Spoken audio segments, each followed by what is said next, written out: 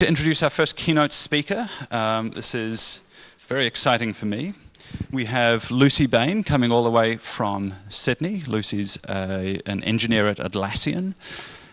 She is also one of the organisers for the Women Who Code group in Sydney, Rails Girls, and has done a number of other community outreach programs. Could you please join me in giving a huge round of applause, Lucy Bain, everyone.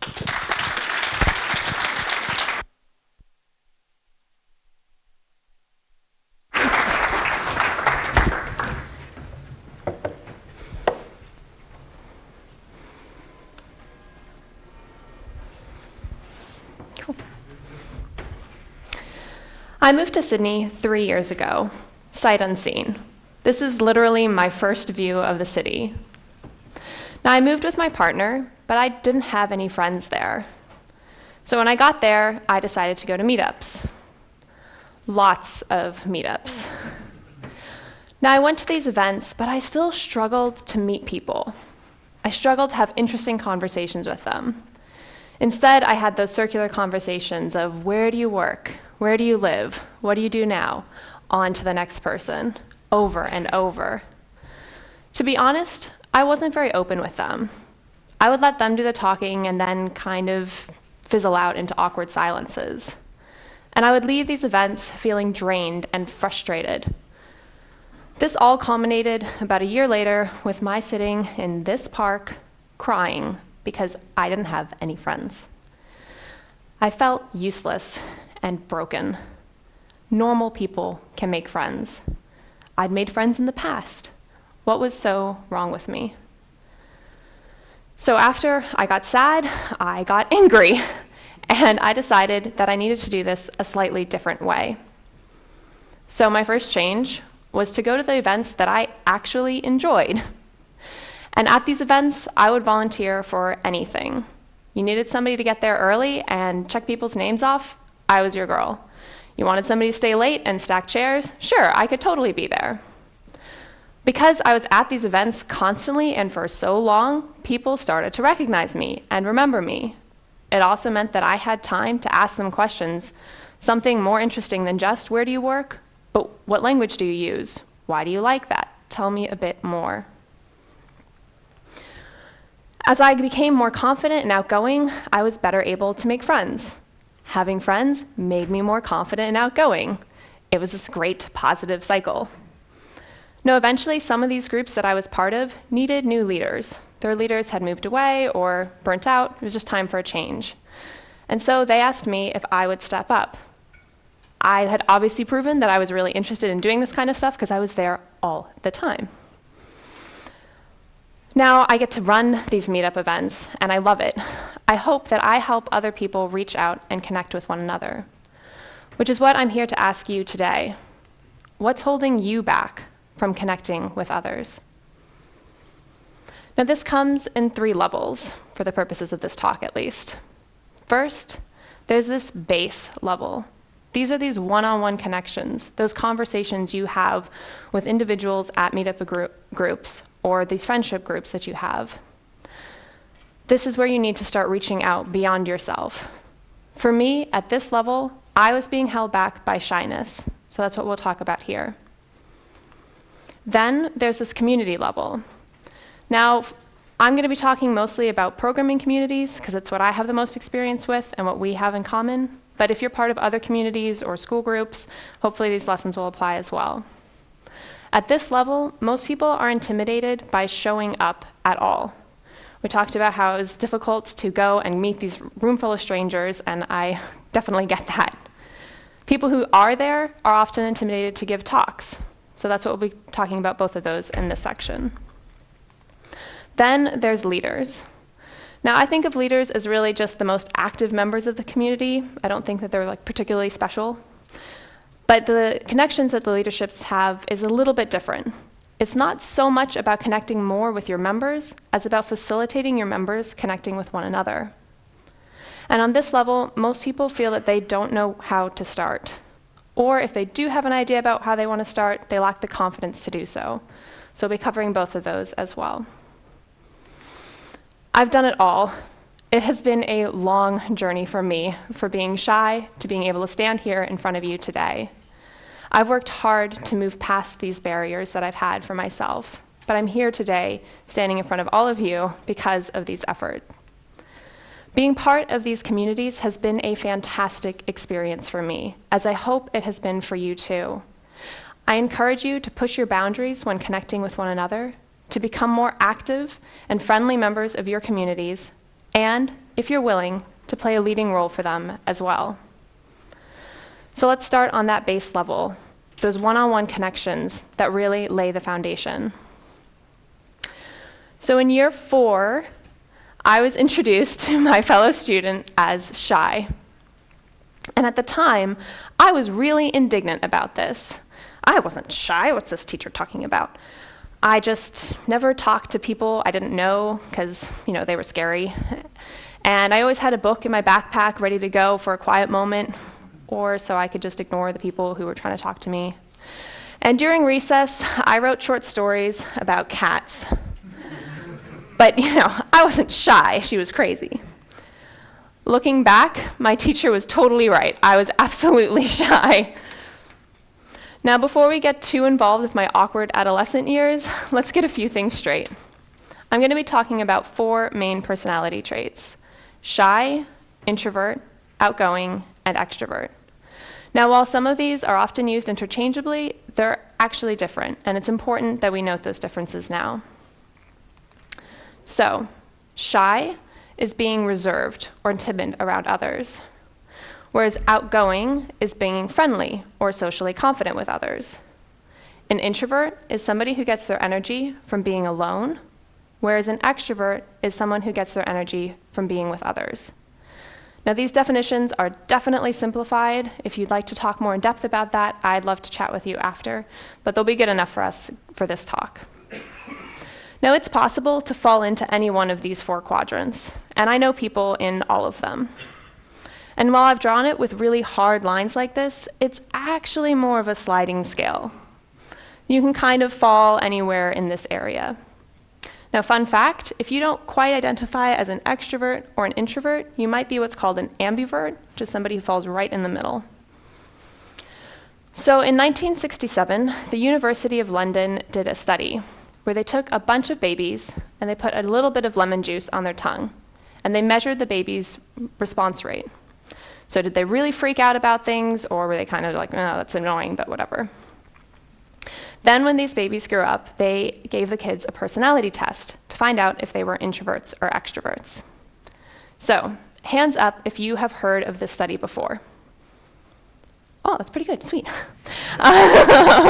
Hands up if you think the babies who freaked out were extroverts. Cool.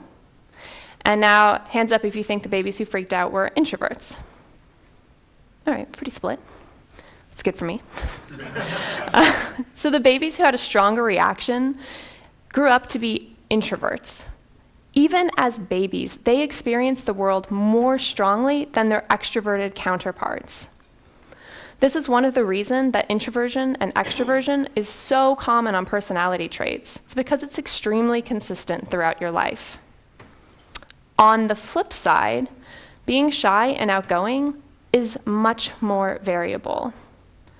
In fact, most people experience profound shyness in their toddler years, where they're cowering behind their parents' legs. Or maybe you were really outgoing, experienced an emotional trauma, and now you're much more reserved than you were. This can even be situational. Some people are really comfortable talking with their coworkers, but really nervous about talking to a sales clerk. Or maybe you feel more comfortable giving your speech to a room full of strangers than a handful of your good friends. Now, these 4 traits can have a big impact on how you connect. We'll take a moment, though. If you don't feel held back by your shyness, that's fantastic. I am not here to tell you that you have to change. I'm here to offer my experience and see if it's something that maybe you can benefit from. So, back to my story. As a child, I didn't feel particularly held back by my shyness. I had one good friend a year, but I Wasn't jealous of my classmates' better social abilities. To be honest, I probably wasn't aware of my classmates' better social abilities. I was pretty awkward, and it was working for me. I was okay with that. Until I wasn't. I was in high school when I had this moment of realization. It was a very American high school. We literally had the red lockers and red and white tile floors. But I suddenly realized that I was feeling really isolated. I looked around this hallway and I saw all my other classmates chatting amongst themselves, laughing, having conversations, and I realized that I had held myself back from those connections. I'm not sure why I realized it so distinctly in that moment, but that's the moment that I really remember, that I decided that I wanted to change. Now, I had been shy my whole life, and I knew I wasn't going to just suddenly be outgoing, so I decided to start small. Really small.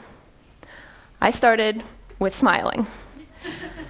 And yes, it probably was about that awkward, because I would forget that I needed to smile sometimes, and I kind of go into my thing, and then, oh, I'm supposed to be smiling now. Ah! And I would just do my normal thing of looking at the floor as I'm walking along, and remember that I need to be smiling, so I'd just be standing there smiling at the floor.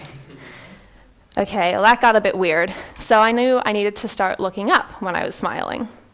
Well, now I'm looking up, making eye contact with my classmates as I walk down the hall, and they started to greet me.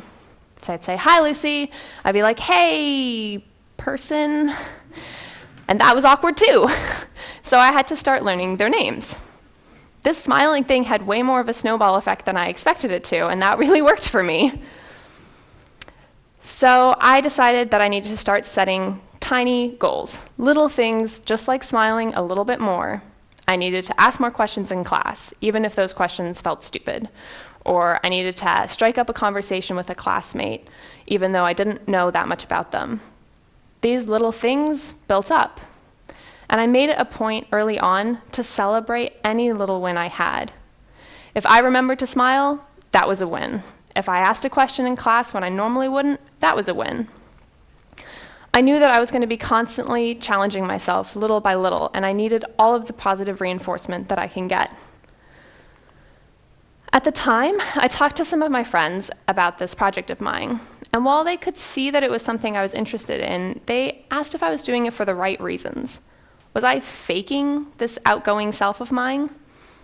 And if that's how you feel, it's understandable. I can see where you're coming from. The way that I view it, though, is that nobody's ever 100% themselves to everyone they meet all of the time. I show a different facet of myself to my mom than I do when I'm doing a code review with my coworkers. Everybody has all of these different little versions, and they're no less me than any other version I would show. This outgoing self, I had been too afraid to show her previously, but I was pushing myself to do that. I wanted to connect with other people, and so I pushed these boundaries. All of this work that I had done to be more outgoing meant that I can do the community work that I do now. This confidence that I was gaining by celebrating those wins and being more and more outgoing meant that I could show up. I could start giving talks, and I could eventually start leading these communities. I generally don't feel as held back by shyness, although it does still get me sometimes. But this means that I'm now better able to participate. Now, just like being shy, you don't have to start suddenly being involved just because I'm here telling you that I think it's a great thing. But if you feel that you're being held back from participating, if you feel like you want to join in but that you just don't really know how to get started, I think that's a problem, and I'm here to talk to you if that's how you feel. So, participating can be scary. You talked earlier about how you show up and there's this room full of strangers and oh my goodness, where do you even start? I have been there. I totally get that. I moved to San Francisco after university, and there are all these great tech meetups there. Like, I should go to those, right? Except I was pretty convinced that any of those meetups was going to be full of Stanford grads, or Googlers, or elite hackers like I wasn't. And then I was going to show up, and it was going to be super awkward. I didn't feel that I was going to belong, that I would be good enough to be there. Looking back, though, I wish I had gone. When I moved to Sydney, I did start joining in those communities, and I found them to be so supportive, so welcoming of me. I wish that I had taken that first step and shown up to those community events in San Francisco and just given them a shot. So if that showing up step for you is difficult, please take one little leap of faith and show up and see how it goes for you. Now, that doesn't mean you have to show up at really big events. You can go to whatever events work for you. Maybe you can go to a smaller group and take a friend with you. Or you can go to those small groups often and make friends there and take them with you to the bigger events. Wherever it is that you are, find something that works for you. If you're feeling settled in your community, start being welcoming. Remember the first time that you attended and how difficult that was for you. Or if you are just naturally more outgoing and it wasn't difficult for you, think about how difficult it was for me and reach out to people. Look around for people who are standing alone and invite them into your conversations. Look for that person standing right up against the wall who's staring just a little bit too intently into their drink. They probably want to join in. Some groups are really good at this, and they make an effort to reach out to people. You can actually see the difference in your groups. Those little clusters of people, are they staying the same for the whole night? Or are they ebbing and flowing because people are joining and dropping out and coming into different conversations? And those people who are standing at the edge of the room, staring into their drink, are they there for the whole night, or are they there just for a few minutes until they're brought in? Think about the communities that you're from and how welcoming they are. What can you do to change this? Now, you can definitely still talk with your friends when you go to these events. I'm not saying you now can only ever talk to the new people. One of the big reasons that I go to community events is so I can catch up with the people I've met there. But if you need to duck out or have that one-on-one chat with somebody, make a really quick introduction. It doesn't take long, but I've met a lot of fantastic people through this, and I'm grateful for everybody who's taken those few moments to introduce me to someone else. All right, so you're showing up at your community events, you're getting more active, you're feeling comfortable there. Your next step is to start giving talks. So one of the things that holds people back from giving talks is that, like me, you might believe that everyone already knows what I know. I know this makes no sense at all, but it's definitely something that I tend to believe, that if I've learned this new concept like yesterday, suddenly the whole world learned that new topic with me as well. And in fact, this is pretty common. A lot of people tend to feel this way, that you maybe don't have anything to offer. But the thing is, at some point in your life, you probably learned something, right? Hopefully. Whatever it is that you've spent time to learn, you can pass that on to somebody else. When I'm trying to think of a talk or a blog post idea, I ask myself, what would Lucy of 3 years ago wanted to know? How could I have helped her get to where I am now just a little bit faster? Or maybe if I've been struggling with a topic and just trying to figure this new thing out, I can ask myself, what would Lucy of yesterday wanted to have known? What's the talk or blog post that she could have gone through and saved herself all that time and struggle? Because the thing is, you're probably not a snowflake. Sorry. At some point, you've struggled with something. You've put time and effort into learning it. And chances are somebody else is struggling with that same thing. So you can share what you've learned and save them some time. My example for this was when I was learning Git. Now, I was in uni when I learned Git. I got through that one assignment that one time and kind of just hoped that I was never going to use it ever again. Yeah, that's pretty much how that went down. Eventually, I did actually need to know it for my job, and I had a pretty bad time of learning it. There are commits and branches and all these different things that I was supposed to be knowing, and there were some reset hards just to check if things were working. They did. But I learned more and more about Git, and it turned out that I actually really enjoy it. And so I wrote a talk about it. Learning for me was so difficult at first that I wanted to save somebody else some of that pain. Now, this talk that I wrote, is aimed at people with zero experience. If you've been working with Git for like a week, it's totally useless. Don't even bother. But if you're new, it's actually pretty helpful. I've given this talk to probably 10 groups who are at the right level, and it's always been really amazing to me to see how they understand things better after. It's particularly enjoyable when I get to do the workshop afterwards and can see them using these new topics right away. So you can find relevant topics, because whatever it is that you're interested in is probably relevant for other people. I recently did a survey to find people who used to attend community events but hadn't gone in a while, and I asked them why they weren't attending anymore. One of the most common reasons was that they didn't feel that the talks were relevant or pitched at the right level for them. Now this kind of blows my mind, because it's almost always the members who give the talks. So if you want to have a talk on a particular topic, you can give that talk, and it'll be super relevant for you and pitched at just the right level. By doing this, you can slowly change the kind of talks that are expected for this group, and the level that is expected as well. Because if you're interested in something, chances are so are the other people in your community. So, ready for the next step? This is about leadership. Last year, I ran a JavaScript study group, and I made exactly the group that I wanted. We met once a week so that we would have this accountability and I wouldn't just not do my homework. We had demo time so we could show off the work we had done, and I couldn't just say that I had done my homework and hadn't really done it. We had question time in case we had had difficulty with any of the things that we were supposed to be getting through, and I was even able to get some tutors to come in from the community, people who probably wouldn't have been willing to give up their Monday nights to help just me. This group worked for me, and so it worked for other people as well.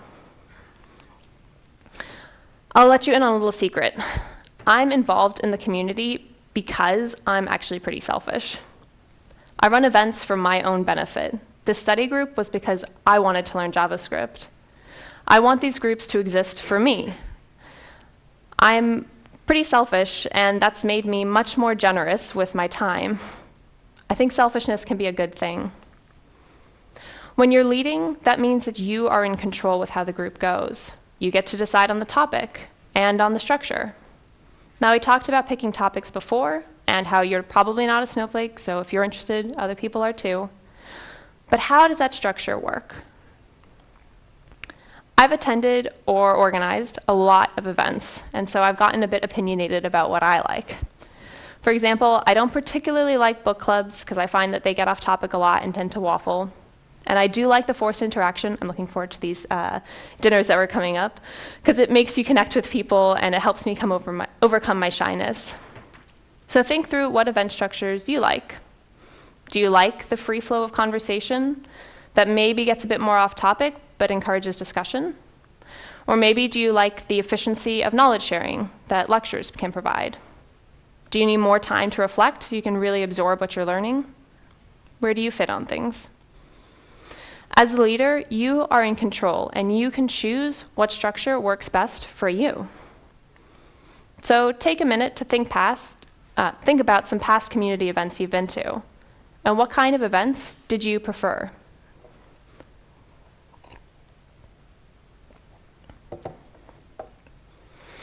Okay, so hands up if you prefer small groups over large groups. Cool. And hands up if you prefer seminars or lectures over workshops. Yep. Hands up if you want homework versus no homework. Okay, a few hands. More than I was expecting. Any of these has their merits, right? There's pros and cons to each of them. And as the leader, you get to pick exactly which merits you are the most interested in. Some people say that they feel guilty making these choices and making these selfish decisions. They ask, should they be talking with their members to see which topics their members are interested in, or which format they most prefer? These people are held back by their uncertainties and this guilt of feeling selfish. I tend not to have this problem as much because I just admit that I'm really selfish and move forward, but I understand where people are coming from. And I have two answers for this. One is that planning takes time. And so you and your members make a trade-off. You put in more time on the organizing side of things, and you make an event that fits you a little bit better. They put in less time, and they can show up, and maybe the event doesn't fit them quite so well. But the thing is, if everybody has the choice to lead, they are always making that trade-off. And if they didn't feel that the event fit them well enough, well, they could lead and make the choice that way. So I don't think it's that bad. The other way to look at it is that if you have chosen to lead, you have to step up and lead. You can check in with your members. I'm not saying it's like a dictatorship, and I certainly run a lot of surveys just to kind of get the pulse, but you can keep moving, going forward. You don't have to verify every little thing. Because who is the best person to give a talk, to run an event, or do any of it? You are. If you've offered to do it, if you've stepped up, then you are the best person to do this. Sure, there might be somebody in the room who is actually better qualified than you, but if they're not stepping up, that makes you the best person. So if you can internalize this, it is a massive confidence boost. You don't need to check in about every little thing. You don't need to ask permission to change the food for the night. You don't need to feel bad about these selfish decisions that you're making. Because if anyone can lead and you're doing it, that means you are the best person for that job. So, after that nice little confidence trip, you're getting past that imposter syndrome, you're ready to start leading. How do you start? Well, first off, I recommend that you don't start with a conference, right? This is a lot of work. I am really glad that I have not been doing all of this work. Thank you very much. You can start small. I actually think that small events can be particularly helpful for introverts. Makes it a little bit easier, I think, for them to open up a bit. And when we raised our hands earlier, a lot of people said that they liked small events as well. And as we previously talked about, going to large meetups can be intimidating for a lot of people. So these small groups make it a bit more accessible. I was really overwhelmed and intimidated when I joined Atlassian. There are like 600 people in the Sydney office alone when I joined. The biggest company I'd ever worked for before was like 30 people. This was a big change for me. There were 30 people on my team. It's just a bit crazy. I knew that I needed a smaller community within Atlassian that I could really connect with.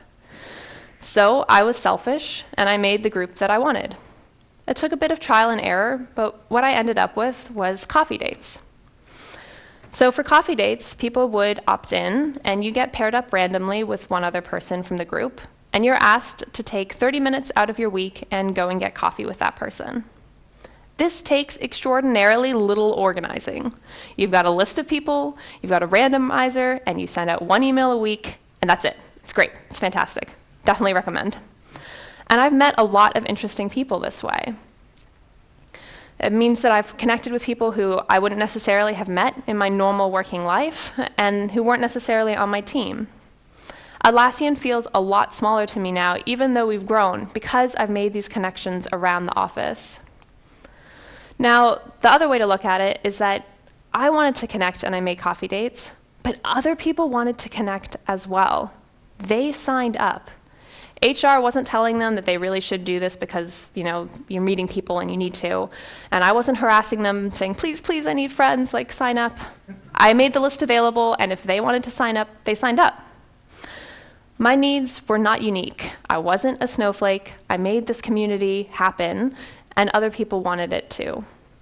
These tiny events with just 2 people, can still be useful.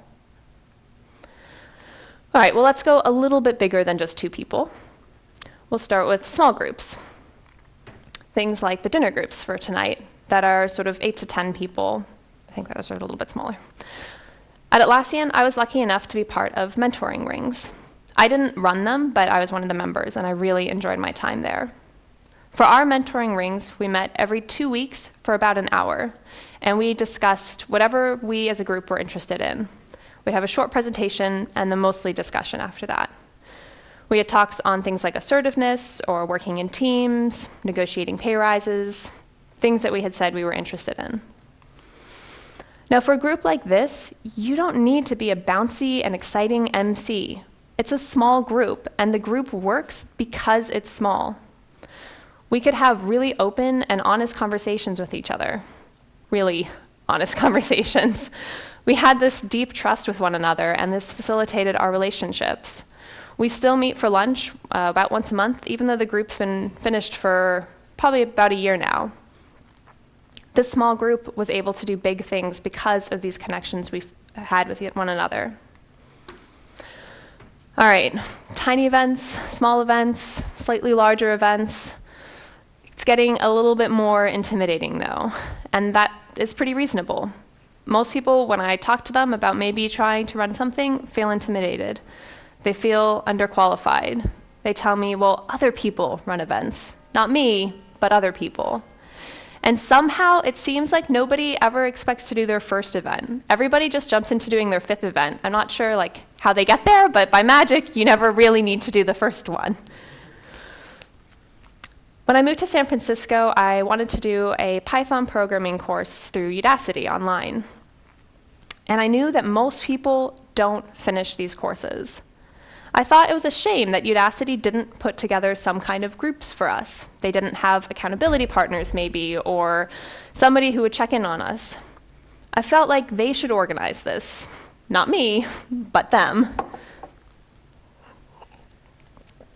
But as I said, I ended up running that JavaScript study group, and I realized that actually I could do this, right? Even as a student, even as somebody wanting to attend the group, I could organize it. And this study group meant that I actually stuck with that program, and I didn't drop out of it like I did out of the other course. And I learned a lot. I actually have a job as a front-end developer now because of things that I learned in this course. So you don't need to be special to run events. I was just some person who wanted this thing to exist, and I made that happen. It's not that I had special knowledge about JavaScript or really any of it, I just went for it. Anyone can get started, because you're probably the best in the room. If you're willing to do it, you definitely are the best in the room for it. You don't have to start big, but you can start wherever you are. You even don't need to have all of the skills. You can always work with other people who have the skills that you're missing. When I started running events, I didn't like being the MC. I didn't like standing up in front of everybody and telling them what to do. So instead, I worked with an outgoing friend of mine. I would plan the event, and then he would bring the energy. We worked together as a team to make good events from the both of us. As leaders, you don't need to have all of the skills. We work together to make great events. Or just passable events. To be honest, I have never run a perfect event. I opt for agile organizing. I learn from my mistakes, and I take on the feedback that I get from other people as well. Slowly and slowly, I hope that my events get a little bit better each time. Because you don't need to run a perfect event for it to be effective. You just need to run something. Leading has been some of the most fulfilling community work that I've experienced, and I have been surprised with how impactful it has been. I've helped with Rails Girls events, which is day-and-a-half-long workshops for women who are new to programming. I've seen some of these attendees come back as mentors, which is really nice, and I've seen them come back as full-time programmers because they've gone on to pursue their learning in programming. I encourage everybody to run events that fit their needs, to try more, to try to lead. So it's taken me a long time to be as outgoing as I am now. I've connected with a lot of people along that journey, and I've learned from all of them as I've gone. I am proud of how much time I invested in myself. I'm more comfortable with who I am now today than I was before. I know that connecting can be challenging. I really, really get that. A lot of people feel held back by their insecurities or fear or shyness. But the thing is, this is changeable. You can overcome your shyness, and I know that it's difficult, but I really believe that it's worth it. As we learn not to hold back from one another, we can be more open. We can tell silly stories of staring at the floor and hope that it helps someone else. Then there's participating in your communities. And by showing up, you help to change the community. And I know that just show up is difficult. I've been there. It's daunting. But I also have found that these communities can be incredibly supportive. And I'm grateful for all of the good experiences that I've had. So I encourage you to take that leap of faith and show up just once to some event and see how it goes for you. If you're already part of a community, remember what it was like when you first showed up. Remember how scary that can be for people. Remember standing at the side of the room, not knowing where to go. And welcome these new people into your group. Help them join into your conversations, because community is a group effort. And if you are a more active member, you can share your ideas by giving talks. Talks shift how the group works. Talks shift what is expected from this community. So pick topics that you are interested in, because chances are other people will be interested as well. And if you're ready for that challenge, try leading. No matter where you start, even as that shy fourth grader, you can eventually get there and you can lead. If you don't think that you can come up with a topic, remember that you can be your own target audience.